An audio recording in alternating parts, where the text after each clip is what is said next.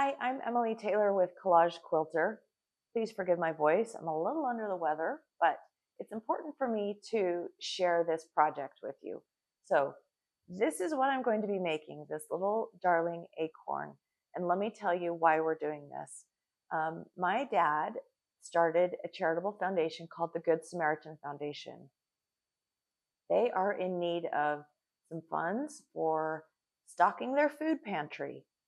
And so I thought that we would honor my dad, who passed away from ALS earlier this year. We would honor his memory and his legacy by raising money for the foundation that he started, the Good Samaritan Foundation. So I'm selling this pattern all through the month of November 2025. 100% of the proceeds will go to the Good Samaritan Foundation to restock their pantry, their food pantry. So I'm here to do a little demonstration, a tutorial about making this project. So let's dig in. First of all, I want to talk about the supplies that you're going to need. Number one, the pattern.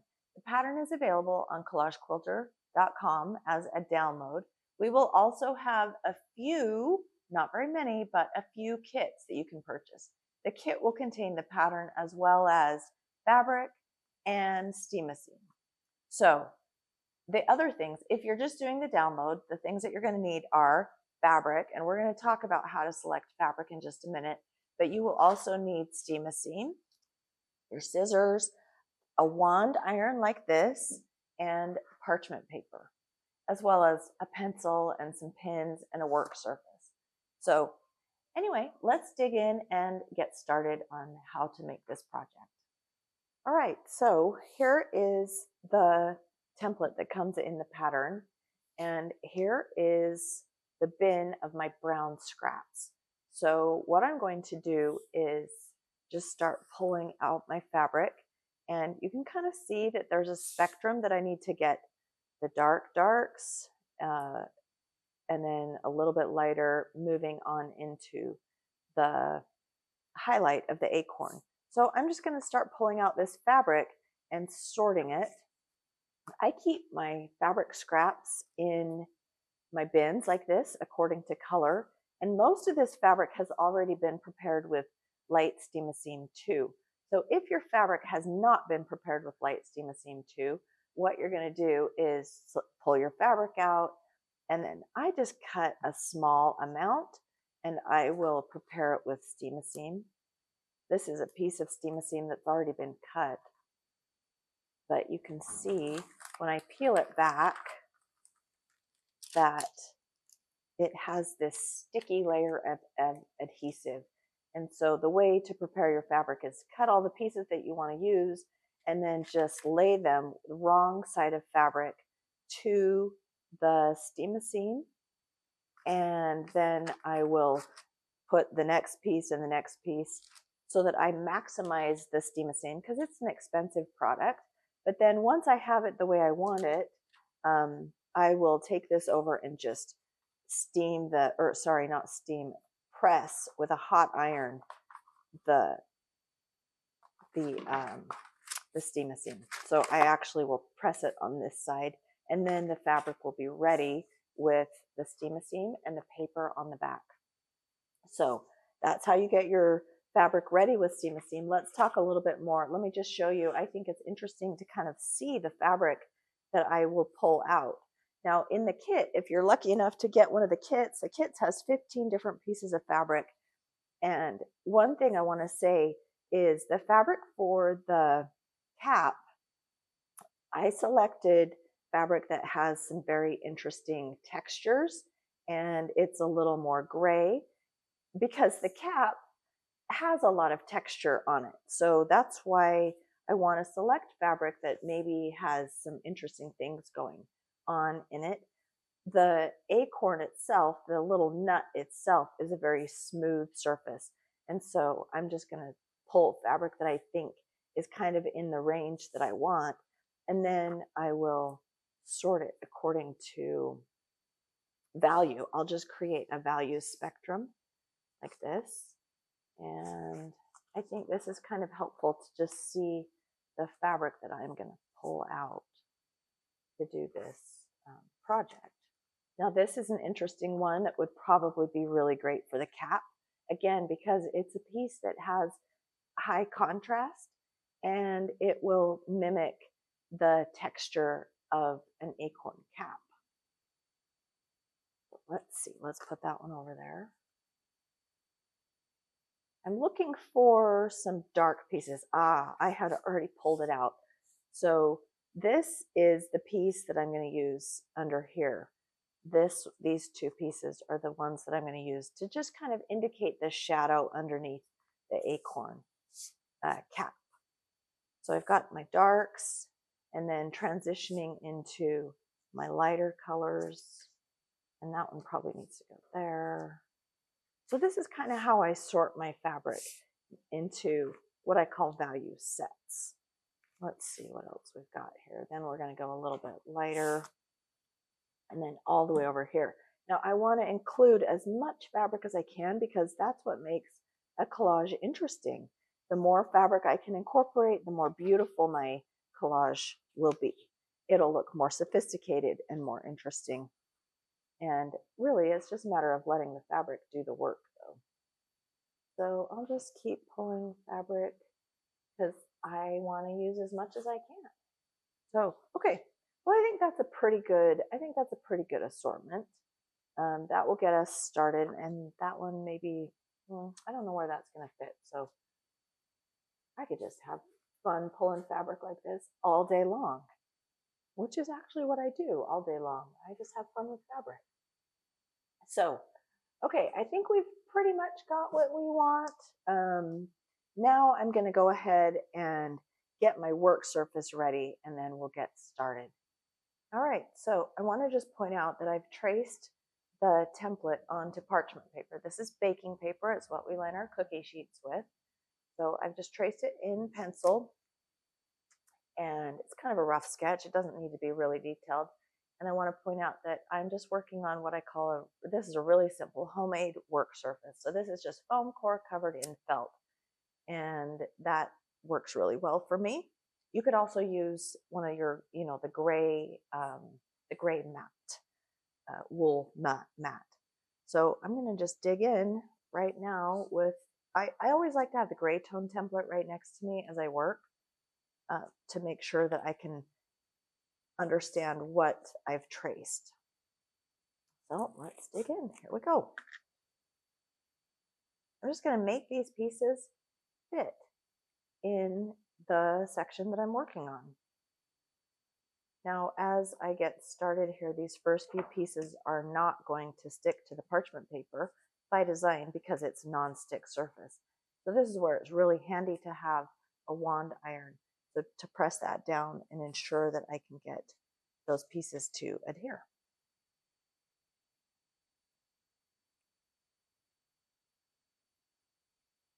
People often ask me, where should I start on a collage? And I think it's often really helpful to start in the darkest section or the area that might be behind.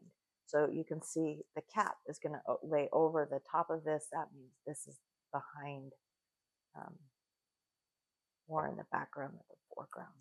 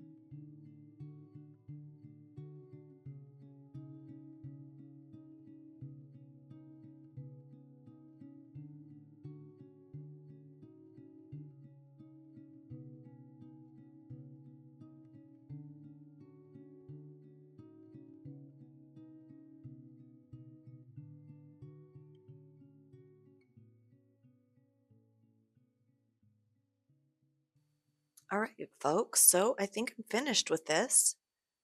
Gosh, that went together really fast.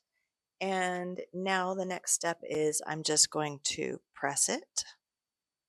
And I will take this over to my bigger iron and press it all to the parchment paper. And then we will peel it away and put it on the background fabric. All right, folks. So I'm going to just show you how to make a really easy leaf like this. So take your fabric that's been prepared with steam like this, and I'm going to just peel this paper back away from the fabric. But before you do that, make sure that the steam is stuck to the fabric, not to the paper. So let's just kind of give that another press again. Okay, that should work. Pull it off. Try it again. This is the hardest part, trying to get the paper to peel back. Okay, got it. This is what I call a sass tracing. So I'm just going to I've peeled the paper away. This is the sticky sass is on the fabric. And now I'm just going to trace it like this.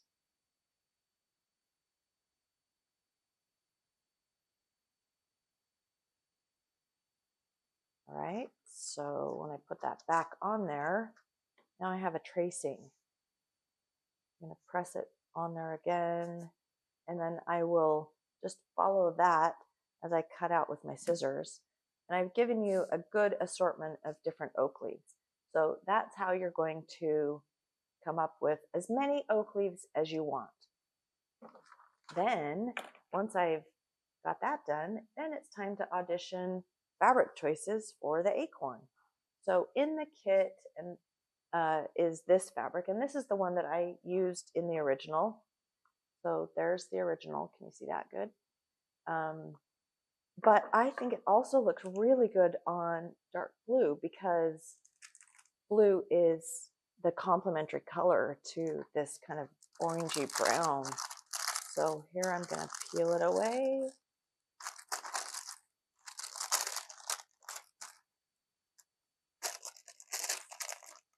And of course I've pressed all of these pieces to each other so they stick to each other. Ta-da! Now doesn't that look pretty on the dark blue? So that's the final step, to just create the composition that you want. Let me also just show you what it looks like on this. Shows up really well there too. So you need about an 12-inch square is about a good proportion. These are not quite 12, well, they're just over 12. So I would just trim it down because I want to make sure that it fills in the space and it's proportionate to the square. So here is the finished one. All right, folks, thank you so much for joining me for this little tutorial. Here's the finished acorn and a leaf. So from this point, then you can embellish it in any way. Like I just did some hand embroidery on my original. You can also quilt it and put it in a block. You can turn it into a pillow or a wall hanging. Whatever you do, I hope it turns out wonderful. I hope you love it. And know that you are supporting a really great cause in honor of my sweet dad. So thank you for watching. Please subscribe to this YouTube channel for additional tutorials. Thanks for being here.